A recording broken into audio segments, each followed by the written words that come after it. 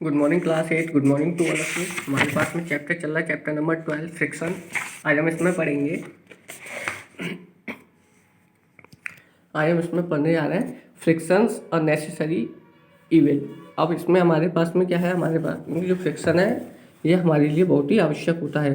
Recall now some of you experience is it is easier to hold a kulhar, earthen pots, or a glass tumbler. Suppose the outer surface of the timber is greasy or has a thin layer of a cooking oil on it. Would it become easier to more difficult to hold it? Just think. Would it be possible to hold the glass at all if there is no friction? Recall also you difficult it is to move on a wet muddy track or wet marble floor. Can you imagine being able to walk at all if there were no frictions? You could not write with pen or a pencil if there is no frictions. When your teacher is writing with the chalk on the blackboard, its rough surface rubs off some chalk particles which stick to। देखिए हमारे पास में क्या है कि जो frictions होता है जो हमारे लिए बहुत ही आवश्यक भी होता है। जैसे कि अगर हमारे पास में कोई कांच का गिलास है या फिर कोई भी अपना कड़ा है जिसको अगर हम ऑयली या ग्रीसी कर देते हैं तो हम उसको पकड़ना हमें क्या हो जाएगा, मुश्किल हो जाएगा, क्योंकि वो हमारे हाथों से क्या होगा, फिसलेगा अगर उसमें हमारे पास में फ्रिक्शन कम हो जाएगा। सपोज मान के चलिए मेरे पास में ये गिलास है, दिस इज अ ग्लास। अगर मैं इसको मान के चलिए ऑयली कर देता हूँ, यहाँ से इसको मैं ऑयली कर देता हूँ तो मेरे को इसको पकड़ना क्या हो जाएगा, मुश्किल हो जाएगा। मैं इसको पकड़ नहीं पाऊंगा और ये मेरे हाथों से फिसलेगा। तो हमारे लिए क्या होता है, फ्रिक्शन भी बहुत ही आवश्यक होता है, क्योंकि हम उससे किसी भी चीज़ को पकड़ भी सकते हैं। अगर मेरे पास में ये पेन है, ये पेन मैं इसको यूँ करके अगर ये मेरे पास में इसमें इनके वजह चल रहा है ना, तो ये भी ड्यू टू द फ्रिक्शन ही चल रहा है। क्योंकि हमारे पास में क्या होता है कि जो टिप है इस पेन का, ये हमारी सरफेस, बुक की सरफेस है, उसके साथ में रब होता है और फ्रिक्शन पे प्रोड्यूस होता है, जिसकी वजह से हमारे पास में इंक बाहर आती है। जैसे हमारे पास चौक है, वो हमारे जो ब्लैक बोर्ड है उसके ऊपर लिखते हैं टीचर्स, तो उसमें क्या होता है कि हमारे पास जो चौक है और वो ब्लैक बोर्ड की सरफेस है, रफ सरफेस है, वो क्या होती है, फ्रिक्शंस खाती है और वो हमारे पास में चौक उसके ऊपर चल सकता है। अगर वो मान के चलो हम उसको ऑयली कर देंगे सरफेस को, तो वो उस पर नहीं चल पाएगा, क्योंकि उसमें हमारे पास में फ्रिक्शन क्या हो जाएगा, बहुत ही रिड्यूस हो जाएगा, काफ़ी रिड्यूस हो जाएगा, तो उस पर नहीं चल पाएगा।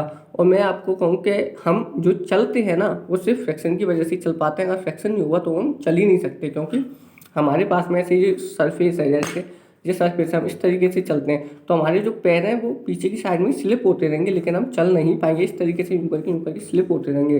फाइव फ्रैक्शन से रुकते हैं, फिर हम आगे वाला कदम रखते हैं, फिर फ्रैक्शन से रुकते हैं, फिर आगे वाला कदम रखते हैं। इस तरीके से हम चल पाते हैं, वरना हम पीछे की साइड में फिसलते रहेंगे, हम चल नहीं पाएंगे।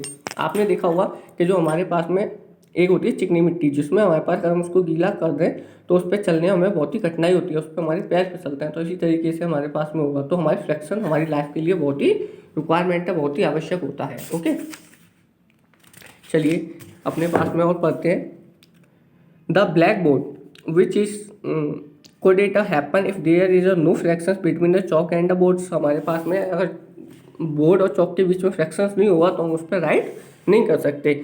If an object starts moving it would never stops if there were no frictions hads there has no frictions between the tyres or the automobiles and the roads. अगर हमारे पास में कोई व्हीकल है वो चल रहा है, अगर हमारे पास उसमें फ्रैक्शन प्रोड्यूस नहीं होगा, हम उसमें फ्रैक्शन ही प्रोड्यूस नहीं होगा तो वो रुकेगा कैसे? क्योंकि अगर जब हमारे पास में टायर और अर्थ सरफेस के बीच में जो फ्रैक्शन लग रहा है उसकी वजह से तो हमारा टायर रुकता है।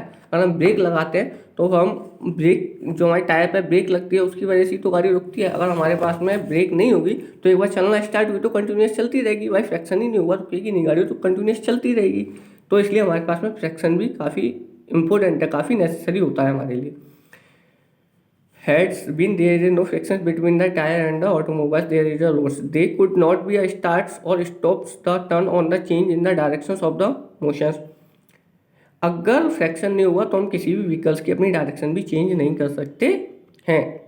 You could not fix a nail on the walls or tie knots without frictions building could be a construct. हमारे पास में बिना फ्रिक्शन के हम किसी भी कील को, किसी भी अपने जो नेल्स होते हैं ना, आयरन नेल्स होते हैं, उनको हम दीवार के अंदर पेनिट्रेट नहीं कर सकते हैं। On the other hand friction is evil too. It wears out of a materials whether they are a screw, ball bearing and a shoes of shoes. You must have seen worn out steps to footwear bridge at the railway tracks. Friction can also produce a heat which vigorously rubs your planks together for a few minutes. You do How do you feel when you strike a matchsticks against the rough surface it catches a fire? हमारे पास में क्या होता है कि जो friction है वो हमारे दोनों सरफेसेस के बीच में काफ़ी हीट प्रोड्यूस कर देती है और उनमें VATR भी प्रोड्यूस कर देती है। हीट प्रोड्यूस करना, अगर हम मैच स्टिक्स को अपनी जो मैच बॉक्स है उससे अगर रब करते हैं तो उसमें हीट प्रोड्यूस हो जाती है। वो क्या होता है? ड्यू टू द फ्रिक्शन ही होता है। तो हमारे पास में हमने कई चीज़ों में देखा कि हमारे पास में ये क्या है, फ्रेंडली भी है और हमारी हॉय भी है, हमारी एनिमी भी है। तो दोनों केसेस में हमारे लिए ये बहुत ही वो होता है। अगर हम वैसे बात करें कि हमारे लिए ये नुकसानदायक कैसे है, तो हमारे जो पार्ट्स हैं, जो हमारी मशीनरी के पार्ट्स होते हैं, अगर वो चल रहे हैं तो कंटिन्यूसली फ्रिक्शन के कारण वो क्या हो जाते हैं, VATR से ख़राब भी हो जाते हैं और इनमें हीट प्रोड्यूस होने के कारण उसकी जो ग्रीसिंग है वो भी ख़राब होने लग जाती है। लेकिन अगर ये नहीं होगा तो फिर और भी नुकसान है, क्योंकि हमारे पास कई ऐसी चीज़ें जो कि फ्रिक्शन से ही होती हैं। तो हमारे पास में फ्रिक्शंस हमारे लिए नेसेसरी भी है और हमारे लिए नुकसानदायक भी है।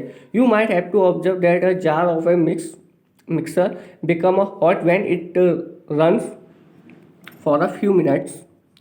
You can various other example in which frictions.